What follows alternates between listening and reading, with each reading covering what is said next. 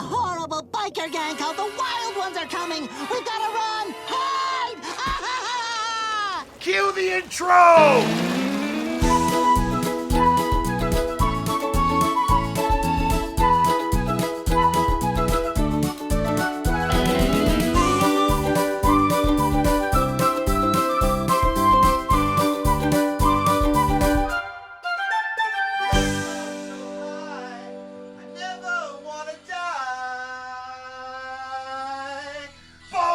To be wild. Yeah! Born to be wild. Ahoy, mateys, and welcome aboard to I'm Ready, a SpongeBob Squarecast. I'm your host, Captain Eric, and it's a pleasure to welcome you aboard as we continue our sail through the 4th season of SpongeBob SquarePants. It is truly a pleasure to welcome you aboard to another episode of I'm Ready, a SpongeBob Squarecast. Before we get into today's episode, let's go over some SpongeBob news which just dropped in the last few weeks. I meant to talk about this item on last week's episode, but good thing I held off, because since last week's episode, another addition to this whole news story got brought up, so I have now more to talk about. The SpongeBob SquarePants film series continues on, not only with a film we knew kind of slightly of beforehand, but now have concrete evidence of its existence, but have confirmation of a new theatrical film. 2 films coming our way, first of which, one that we knew for a couple of years now. It was kind of announced, and we haven't really heard of anything since then, little tidbits, but then in the last few weeks, we had the official confirmation that Saving Bikini Bottom, the Sandy Cheeks movie, will be dropping on Netflix at some point in 2024. This is great. I absolutely love the idea, and I'm not against having a SpongeBob event of some sort, like a film like this, drop on a service like Netflix as an exclusive. It's something special. It's not just throwing a film in theaters and hoping the box office comes back. They don't have to worry about that. The film has been purchased by Netflix. Netflix now just has to worry about promoting it and getting people to view it. So it's, hey, not as special to me in regards to going to a theater, seeing something on a big screen, but it still feels like a big event. And I like the direction they're going with the animation style, due to the fact that coming back out of the water, it seems, they're going to use that 3D-esque technology of the look of the characters from Sponge Out of Water, and a little bit possibly of the animation style of the third film. Beyond Netflix, though, back on the big screen, we have a brand new SpongeBob SquarePants movie. After the first one, it seemed to take a while to get a sequel into theaters, and after Sponge Out of Water still proved that SpongeBob SquarePants has his SquarePants dead set at the box office, there is still a fan base to go out and see a big screen SpongeBob adventure. It seemed that Paramount and Nickelodeon were quicker to announce that SpongeBob would be back in theaters at some point in time, relative to how quick they were to announce a sequel from the first movie. Now, we all know the theatrical release of Sponge on the Run was fumbled, and honestly, I am thankful I didn't drive all the way to Canada just to see that in theaters. No offense to those working on the movie, but there was something a little bit off about that film. Luckily, it's not the last time that we will have an opportunity to see SpongeBob SquarePants on the big screen. This past week, the SpongeBob movie Search for SquarePants was announced, alongside Derek Drymon directing the film, touted as the biggest film the series has had yet. SpongeBob will travel the depths of the ocean as he faces off against the Flying Dutchman. This is exciting. The Flying Dutchman has been a staple character since the first season of the show, always voiced by the irreplaceable Brian Doyle Murray, one of my favorite character actors. I've talked about him enough. Go look at any episode featuring the Flying Dutchman, and you will know my excitement of that character, my love of the Flying Dutchman. So to hear that the next theatrical film will involve the Flying Dutchman in some sort of big way has me excited. I really hope that they cut out the need for going after 3D animation, stop wasting the time, and just give us another 2D SpongeBob film. If you're going to tout this as the series' biggest yet, then make it look like the series. Am I wrong? I don't think so. Look, 3D looks great, and when it's done well, I really enjoyed the animation style of the third movie because at the end of the day, it captured the look of the show. Around the time of the release, if anyone was talking about it and mentioned that they didn't like the 3D animation, I told them, hey, just look at the way it's designed. And it actually just looks like they put a 3D filter over the 2D animation. And I genuinely like that. But at the end of the day, I like it because it's copying the style of animation from the show. That 2D look, but giving it a 3D edge. Cool. I think that's great for specials. And maybe there are some out there who think, well, if you're going theatrical, it should be bigger. So therefore, visually, make it look as big as possible. But I have watched that first movie so many times and will tell you it is still the best looking out of all of the SpongeBob films. I know it's subjective. I know, but I feel like, in this day and age, I feel like the ratio would be out there to agree with me on that. That going with a fully 2D, try to make that look as beautiful as you can, and let the 3D animators, take other steps. If SpongeBob one day ends as a show, as a series, and they come back to it Star Trek style and make films, and they want to change up the animation style a little bit, cool. The show's ended at that point, no problem. But I don't know. That's another conversation for another time. On for today's episode, though. Born to be Wild. As I could make it more painfully obvious with more singing. Boy, I'm just kidding with you. This is the 150th episode of SpongeBob SquarePants. Believe it or not, I counted, I double-checked, I triple-checked. Number 150, and that is including Bubble Stand. This is the, also, first half of the 78th episode overall of SpongeBob SquarePants, and it first premiered in the United States on March 31st, 2007. But this is another case where this episode actually had its premiere in the United States on DVD, being released once again, along with our last few episodes, on the second volume of Season 4. That's kind of what irks me a little bit here, is that at this point in time, I was collecting a lot of the season sets of TV shows. I enjoyed that idea of owning entire seasons of shows on physical media. And for SpongeBob, hey, first 3 seasons, wonderful releases.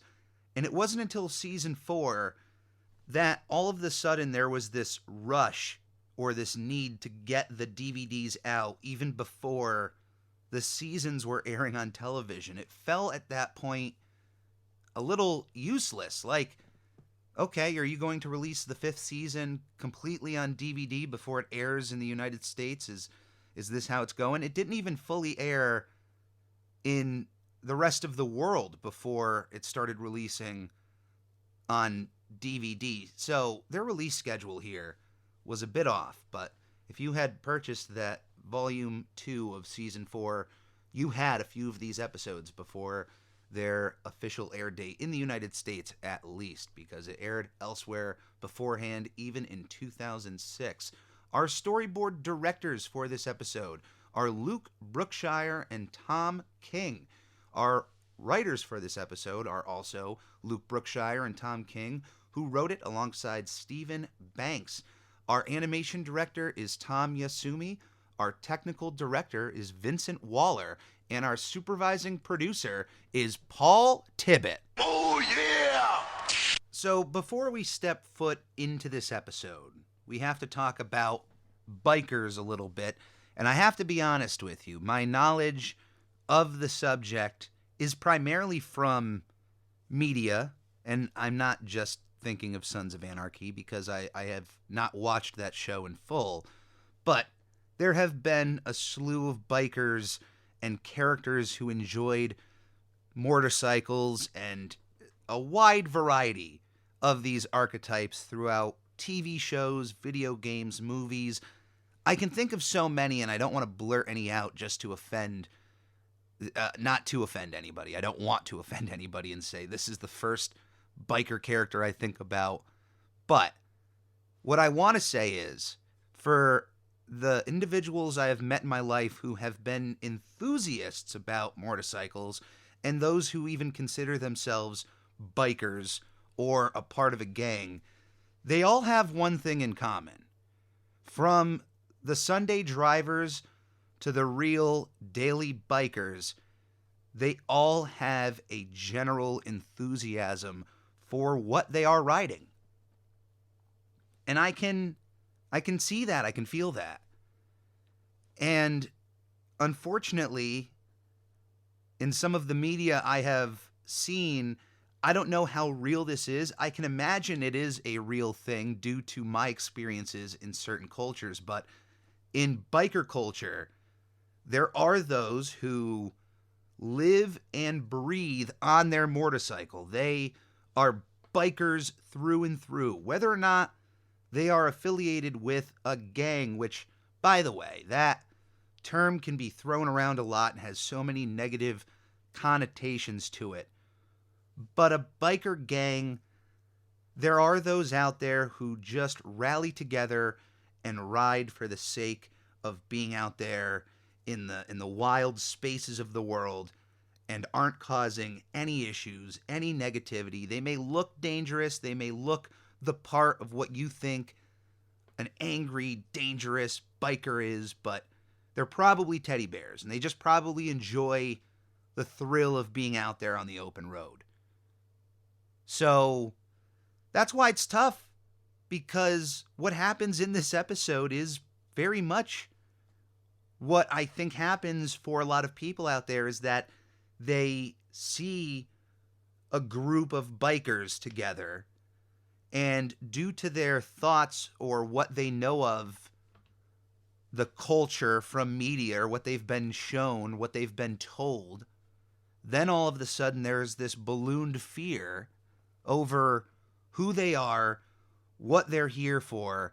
And although those in the past may have done wrong and caused actual negativity to be in connotation to their name, it shouldn't really, cover everybody. It shouldn't be the end-all, be-all for every single person. And that kind of example can be used towards any sort of group that is being pointed at, where it's only, a few individuals causing the grief, and the rest of us are like, come on. In the world of fandoms, look, I'm a nerd about a lot of stuff. When I turn my camera on for any video, and you see the corner of my office, you see a lot of Nickelodeon stuff.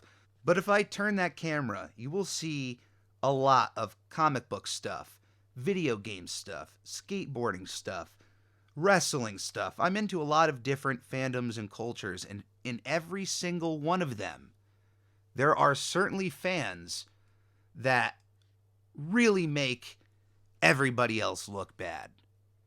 Every collection group I'm in, any group of collecting, any single fandom I'm a part of, you can certainly point to fans out there in that realm that collectively just make you look the worst. Every fandom. There is not a fandom that is escapable from this. I've been to football games.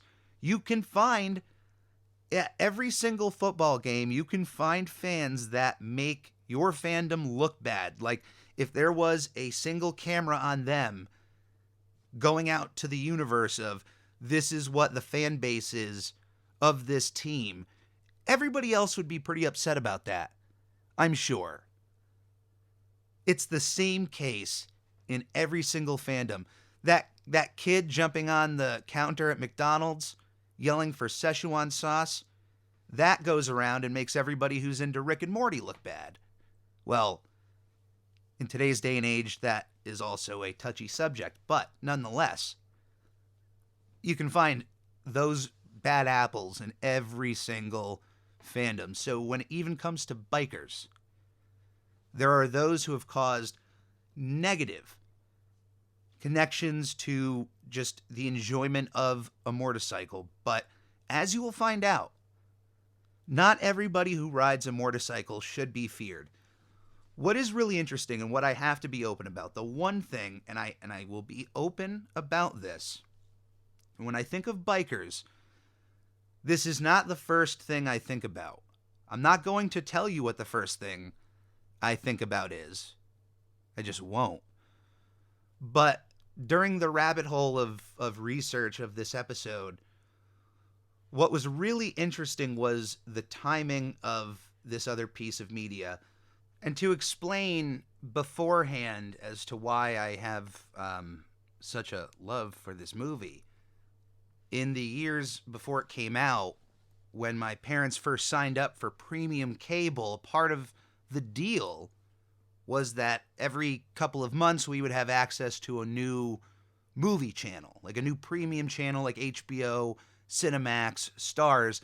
And at the time that this movie was on Stars, I had watched it a couple of times. It was on the background while I was doing work and art and other stuff, homework. And I had fallen, a little bit in love with the movie. It's a bit of a cult classic in my regard, and I just don't want to spout it out in case it offends anybody out there. But one of my guilty pleasure movies is the movie Wild Hogs. And what's really interesting is that this movie came out in the United States on March 2nd, 2007. Within the same month as Born to Be Wild airing on Nickelodeon. And what's even more interesting about that, and I didn't know this until today, which is why I'm using the word interesting a little bit more than usual, because it's like, whoa, this is a conspiracy here. Well, when I clicked on Wild Hogs and was reading into it, one of the production companies came up as Tallinn/Robbins Productions. Well, that sounds familiar.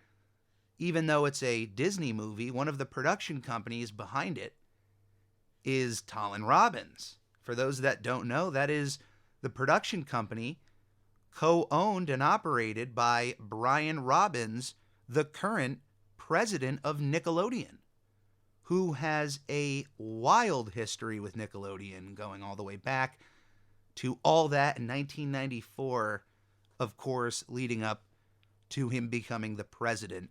He has had a lot to do with Nickelodeon's success, and I, love Brian for what he's done, for what he currently does. And it's interesting to see that he was behind the production of a biker movie having some connection with Nickelodeon. They have a biker-themed episode of SpongeBob that comes out the same month that this movie drops. Interesting. Very interesting. I don't know if anybody has ever brought up that connection. I'd like to be the first. I'm the first! There, I claimed it. Anybody out there outside of my house listening will know.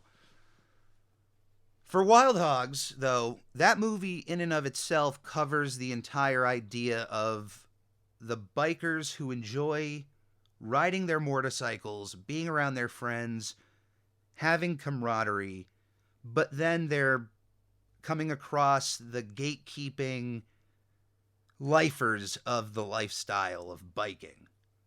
An angry group of bikers who doesn't care for these phonies, these weekend drivers, those dentists that pull in their motorcycles into Sturbridge instead of driving them in. That's, of course, a classic George Carlin bit, which was another eye-opening dichotomy to this whole culture of what was going on that I had thrown at me at a young age. So a lot of media, when I was growing up, very much showed off this divide between real bikers and these fake bikers. These bikers who only would bike ever so often, but then would pretend to be a part of the real big groups of real hardcore bikers. And at the end of the day, it's like, you guys are just riding motorized bicycles. Can't you just get along in some regard? Why does there have to be a divide? And I felt the same thing personally when I was getting into skateboarding due to my love of Tony Hawk. And yeah, that was my entry point, which was very, once you got into the world of skateboarding, there were those really into the culture that would despise any of that like mainstream advertisement of skateboarding. And then there were those really into the culture that shepherded anybody who would walk through into a local skate shop. Hey, it didn't matter that you bought your clothes and your skateboarding gear at Bob's. Welcome. Let's get you some other stuff. Let's show you around. Let's get you acclimated to some cooler brands. But then there were those inside of that hardcore skating world that despised anybody who got into it because of the mainstream stuff. And it didn't matter that you had just general love of everything that was going on. And that's how I felt at some points. I remember going into my local skate shop with a World Industries t-shirt, which World Industries at the time wasn't really a brand you would see, in skate shops around the world. It was in Bob's stores, in more family-oriented stores, and it was a more kid brand for skateboarding, but I enjoyed the characters and whatever. My mom bought me a shirt. What am I supposed to do? I'm not somebody who's going to look at a shirt that my mom hands me and throw it at her and go, this is uncool, I'm going to get made fun of. No, thank you, Mom. Put it on.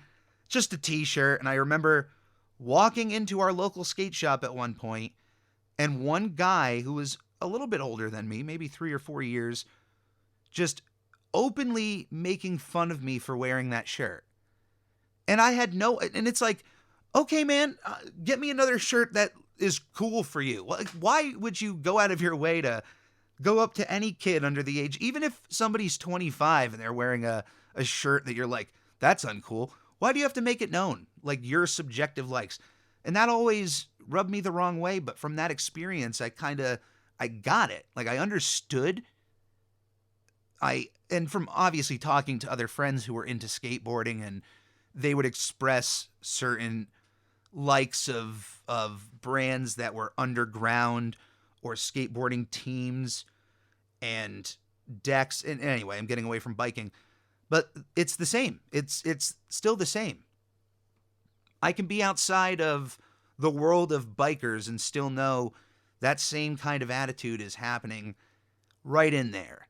Is that there are bikers in there giving the rest of the whole group a bad name. But at the end of the day, everybody in that world enjoys motorcycles and shouldn't be treated differently just for the sake of enjoyment of riding a motorcycle, as long as they're not, revving the engines super loud at super inappropriate times of the day.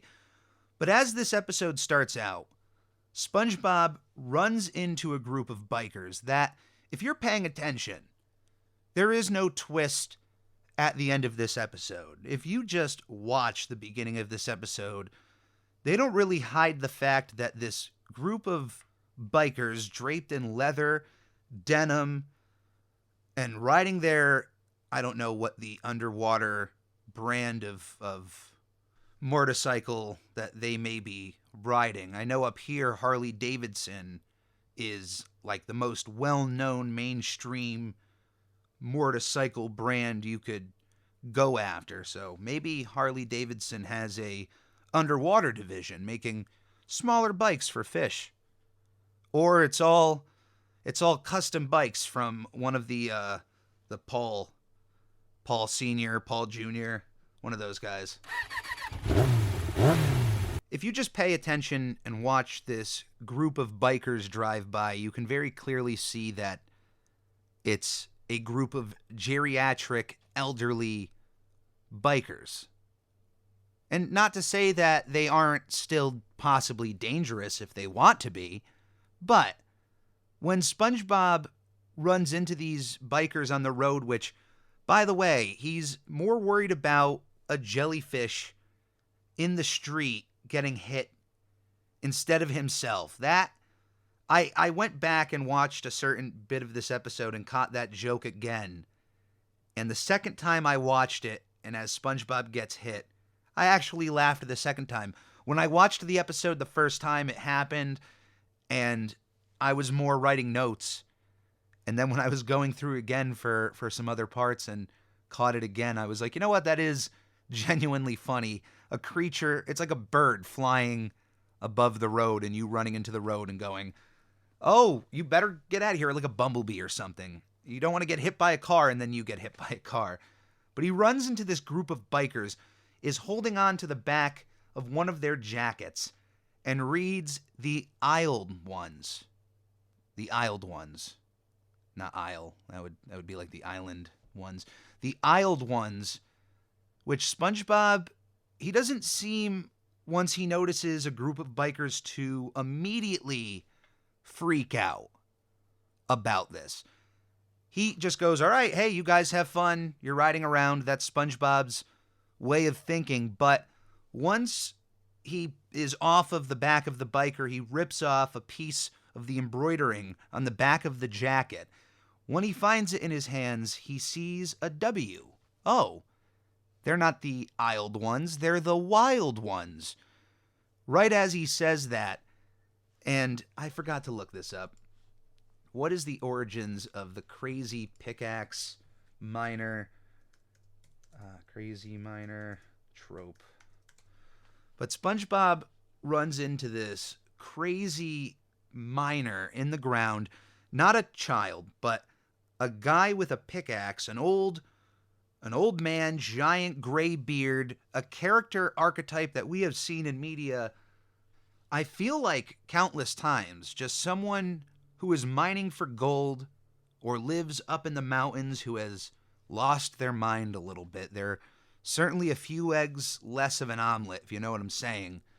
But this crazy individual hops out of a hole in the ground with his pickaxe once SpongeBob says the Wild Ones, and just gives SpongeBob all of this crazy anecdotal evidence as to why the Wild Ones should be feared and why you should run for the hills. If they are on their way to Bikini Bottom, you need to get out of there. He says it, of course, in a completely different way, but, you know, there's a lot of episodes like this where there's a small incident that, due to a terrible round of telephone, it is blown out of proportion. And what I mean about that, if you don't know of that game, to play a game of telephone, if you get a group of people together, let's say you have 10 people and you're standing or sitting in a circle, you start with one person and they whisper something very specific into the ear of the person to their left. They whisper it. And so on and so forth. That phrase goes from person to person. And if no one legitimately messes things up, it is truly interesting to see what message comes back to the originator of said message. Did everybody hear everything clearly, or does sometimes communication falter and things go wrong? And that's a fun exercise to play. But that is par the course for things in Bikini Bottom, is that, and usually SpongeBob, Patrick, sometimes Squidward, are at the forefronts of these situations where they take a small situation and blow it out of proportion. SpongeBob didn't have a fear of bikers out of the get-go, of hearing a bike, seeing a group of them, people in leather. But once somebody came into frame and told him, you have to be afraid of this, that's when SpongeBob went off the rails. And you know what? That episode aired a long time ago, but that is still as poignant of a case study as to what goes on in today's day and age. There are so many things out there that with one little tee off, you could probably get an entire group to get upset about out of thin air, just cause a little bit of an uproar. It happens all the time on all forms of social media. Not saying that every single bit of outrage is ridiculous, but you can see the cases where something exists and it could take just one person with enough of a fan base to talk about it, and boom, it's now a national talking point in every conversation. It literally happens to this day, exactly, almost just like this in this episode. Somebody causing the outburst or lighting that fire, and then just watching the fire get bigger and bigger. Luckily, though, the entire town at first doesn't fall for SpongeBob's shenanigans. SpongeBob doesn't go through his usual, let me warn the entire town first. He goes to the one place he knows to go to other than Conch Street, and that is the Krusty Krab, in one of my absolute favorite fourth wall breaking jokes ever, I think. And that includes any joke that Family Guy has ever done breaking the fourth wall. That show has exhausted the fourth wall, but SpongeBob really doesn't break the fourth wall ever. There are very few times, maybe as these seasons go on, I'll start noticing them a little bit more, but this episode really felt a shift in the humor of SpongeBob, and I'm not saying that is a negative. I actually have to say, I wrote a few times where a joke felt a little bit out of place in terms, if you think of the first 3 seasons, would that kind of humor fit in those first 3 seasons? No, not really, but it's a nice addition. It's a nice change. It helps keep SpongeBob feel fresh. So it's not necessarily the worst thing in the world to have your humor not always set inside of those parameters of those golden years of SpongeBob SquarePants. And we'll obviously get into that as time goes on. SpongeBob, though, transitions by following the bubbles that usually go from one location to another. And that is the quickest way of travel, but necessarily that's not anything that is known to the characters in the episode. But for SpongeBob, he knew about it. He was able to ride those bubbles into the Krusty Krab, and they even had Mr. Krabs play into the fact that SpongeBob literally showed up out of nowhere. And I had a nice laugh out of that. I forgot about that part of the episode, and I really wrote into it afterwards on how much I enjoyed it. He warns Mr. Krabs about this biker gang heading into Bikini Bottom. And of course, any negative for Mr. Krabs is an opportunity to make money. Which is, for as negative as Mr. Krabs can be and as greedy and all of these words and verbiage that we can pile onto Mr. Krabs. But I will say there are times that we have to give the guy credit where credit is due. I think it is pretty admirable to take a negative and to try to spin it into a positive. As a business, you should be open to making money. I mean, that's like kind of the first rule of being in business is, hey, you're here to make money. What you do with that money is, of course, an entirely different conversation, but the act of making money isn't bad. And instead of just shying away from possible new clientele, Mr. Krabs embraces the possibility of new people coming into town. And I have to say, that's admirable.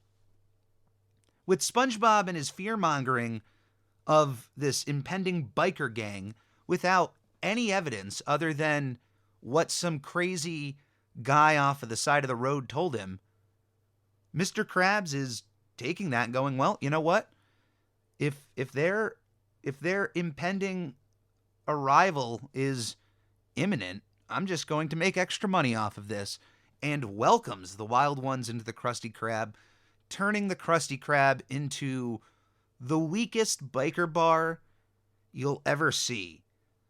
I love the little extra effort of the bike link addition to the front of the Krusty Krab. I'm trying to think of what those would be called, but it's so minimal. And the fact that Mr. Krabs had to point it out, like there's a bike rack. There you go. Bike rack that you can tie up like 2 or 3 bikes to, and that he shows that off. What's even cooler, though, is on the inside of the Krusty Krab, Mr. Krabs has added some authentic biker memorabilia to the wall, including a jacket with actual blood, which, you know, one of those negative connotations that you can think of with a biker gang is, of course, getting into fights, bar brawls, which can occur if those individuals step out of line. If you step out of line in a biker bar, you deserve whatever's happening to you in a good old barroom brawl. Not that I've ever been in one, but I have years of experience of watching the APA and their etiquette within bars, so I know a little bit as far as to what not to do when you're inside of a bar. But Mr. Krabs adding in authentic memorabilia is actually pretty cool. That's not that inexpensive looking, whereas the bike rack in the front is very cheap. Who knows how much he spent on this gear, or if he just stole it from, oh goodness. I just thought about, how does Mr. Krabs get this gear for cheap? Because he's not spending money on bike gear and leather jackets.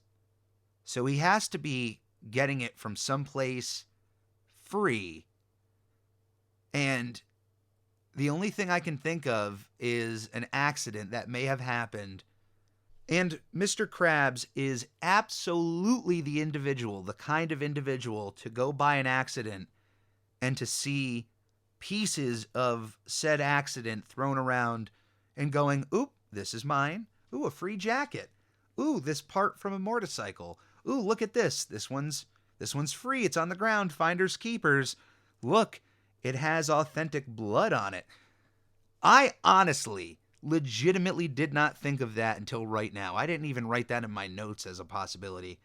I just wrote down what he had on the walls, but now that I'm thinking about it, good Lord, that has to be what has happened. There's no discernible. Mr. Krabs steals the cheapest items that you could just buy for yourself.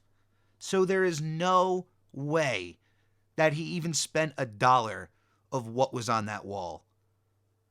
Oh my goodness.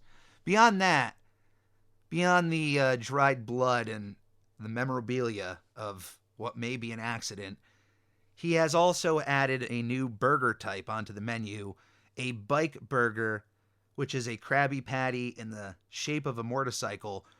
And it's ingenious because it's impressive looking while saving meat at the same time.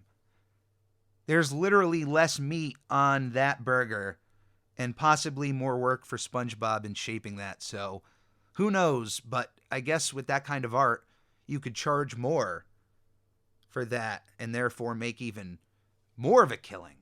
You're using less of a Krabby Patty and charging more. There you go. SpongeBob, all of this excitement over the biker gang, though, has not quelled SpongeBob's fears.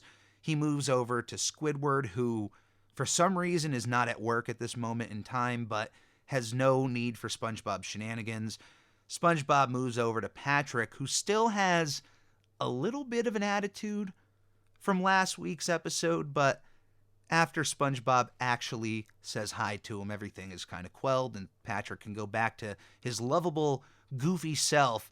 But what happens right as Patrick hears that a dangerous biker gang is impending on Bikini Bottom, we get a sequence of this episode that I have to call the parents' worst nightmare, which is a SpongeBob and Patrick screaming sequence. And I have to imagine that it's fun to storyboard where Patrick and SpongeBob have this fear and they're running around. What are they getting into and what things could happen that they are just not thinking about because their only thought is run away. So that must be fun. It's probably not fun for the voice actors for all of that screaming, and I certainly have to imagine that it's not fun for the parents who aren't really the biggest SpongeBob fans. But what's different about this screaming sequence is we have another joke in here that, at first feels out of place, but I genuinely love this moment of the episode.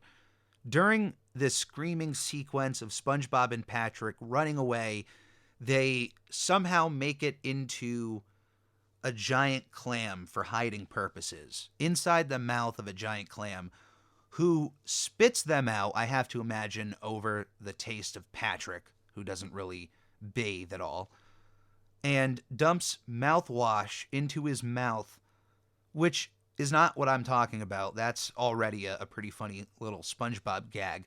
But as he comes to, the camera pans over to the left, or the sequence, the animation moves over. I'm using like film terms in animation, totally wrong.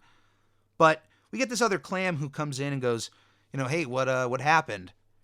And the first clam goes, I don't want to talk about it. It's a very funny joke that I feel like is not what you would necessarily think of when it comes to the humor in SpongeBob. But then again, it is exactly the kind of humor that we should expect from SpongeBob. I enjoy those moments for the adults in the room that even the most staunch individual watching, that joke right there might get them to smirk.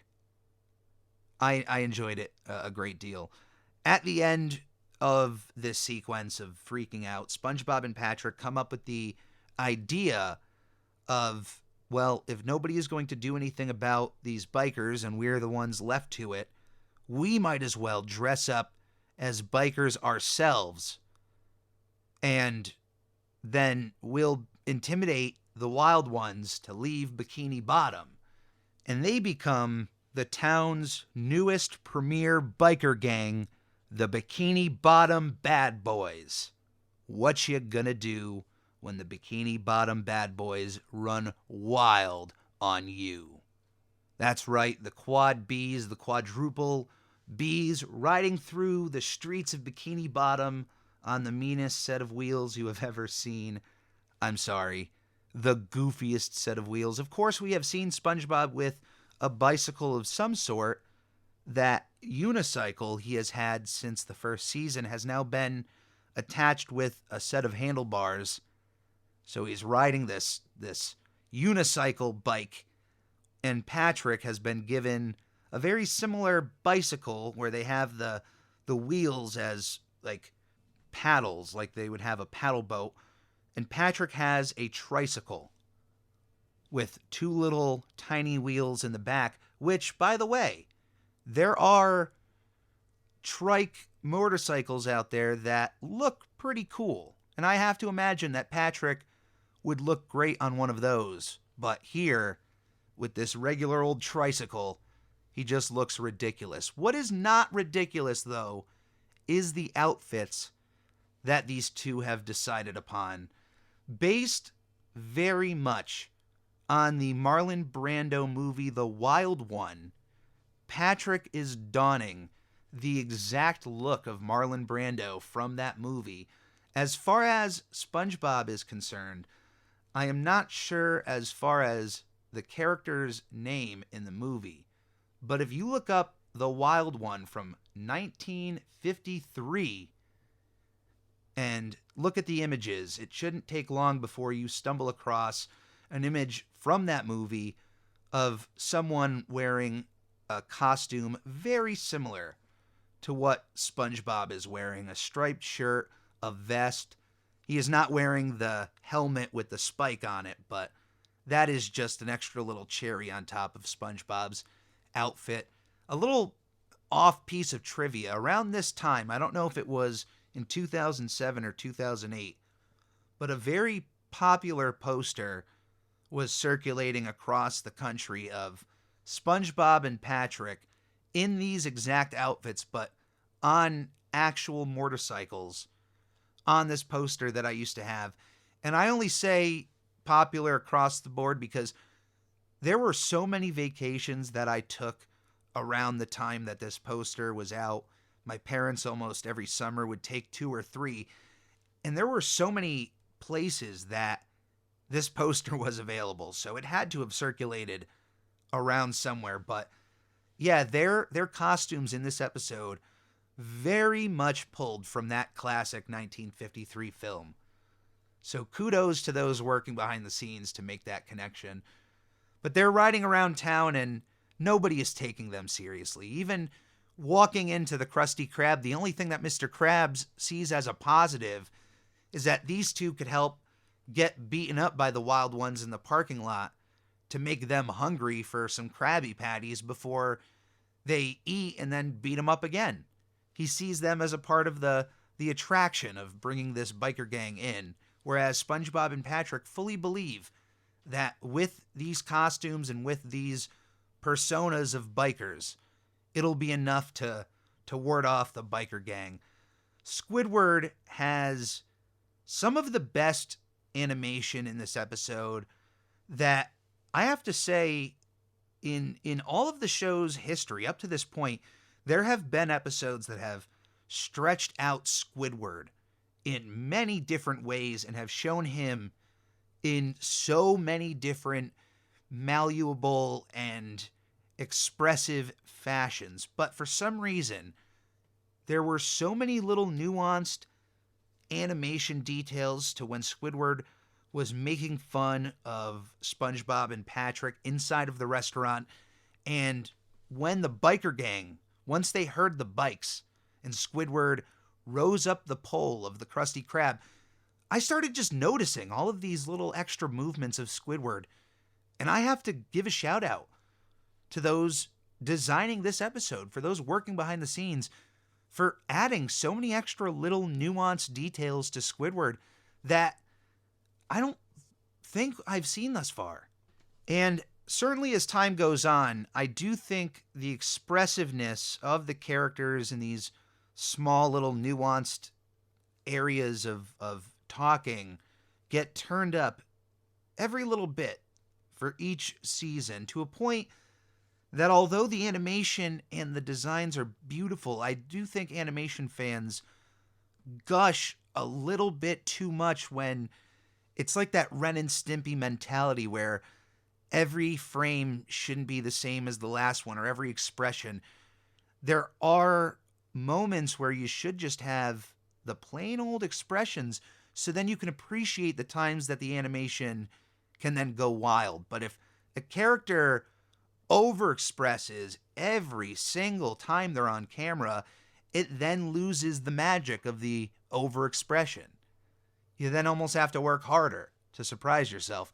But Squidward here, there was something just about little extra movements. It was like adding, when you ask for a little bit extra cheese at Olive Garden on your salad or something, and they won't stop until you say stop, and you're kind of looking at each other, and you're thinking, is that a little bit too much?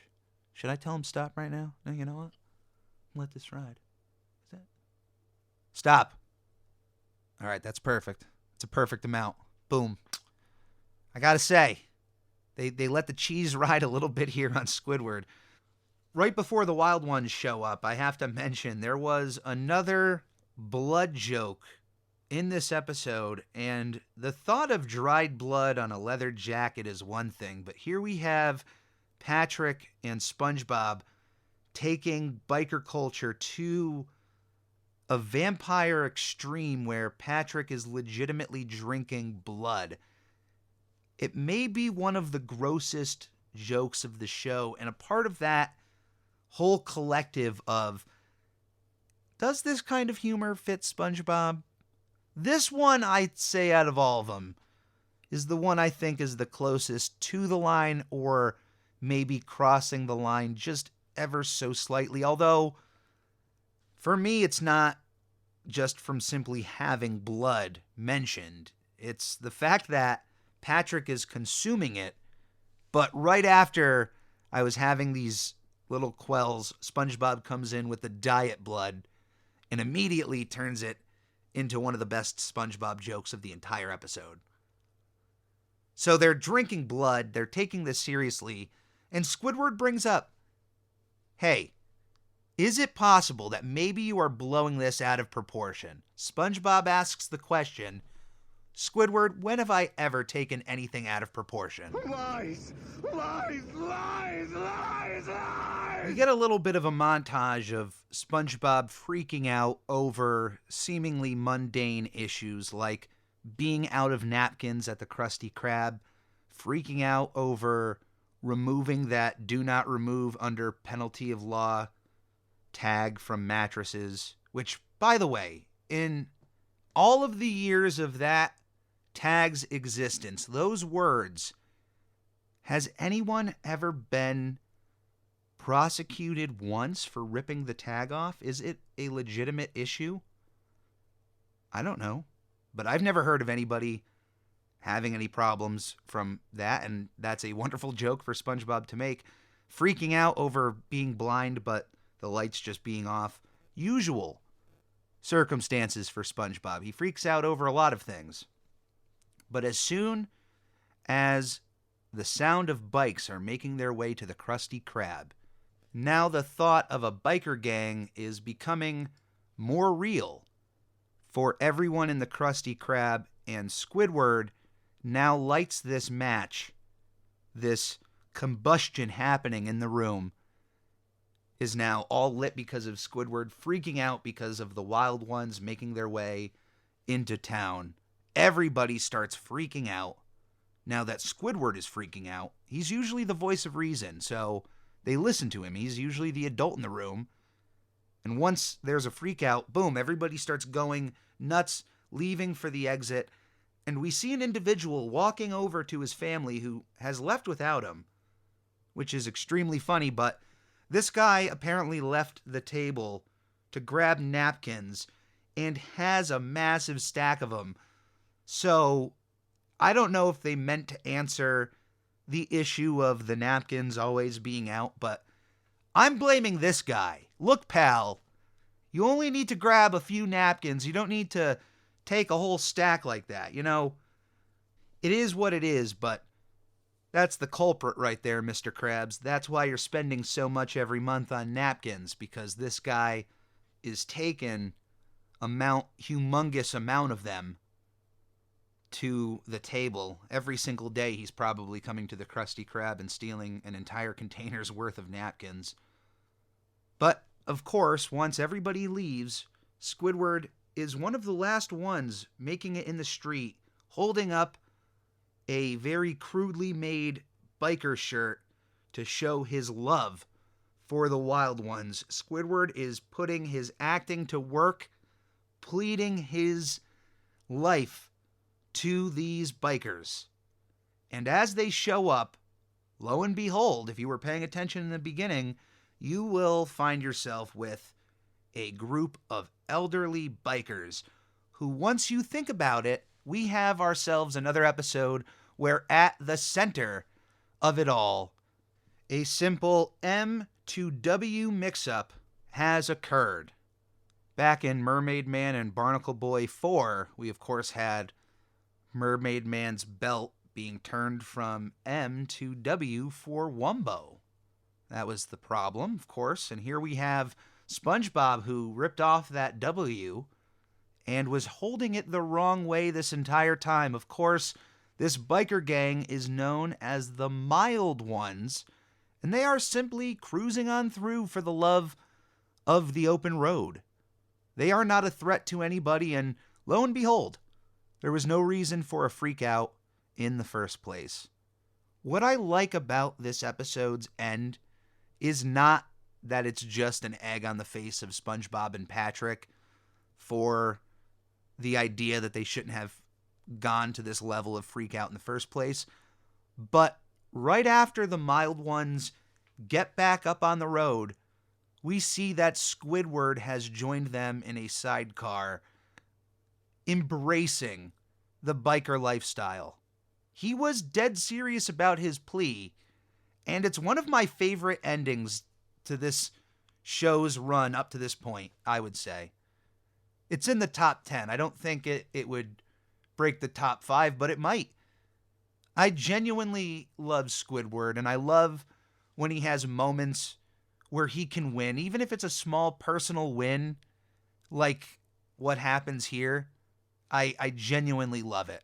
I'm cheering along with him. And regardless on how old the bikers are, it's nice to see that Squidward just got in that sidecar and is off on the open road. I hope he has a great time wherever he ends up. It's a nice ending to an episode that is iconic for me in some ways. Having that poster of SpongeBob and Patrick and having them in these classic pieces of biker garb in my room for so long was a great part of growing up. So when I see this episode, it's immediately bringing up parts of not just nostalgia, but moments of my life that genuinely were great. And I look back and of course, it's all through rose-covered glasses, but seeing that poster, seeing those biker versions of SpongeBob and Patrick on actual motorcycles was always a delight. The whole group of individuals that may consider themselves bikers are a wide variety.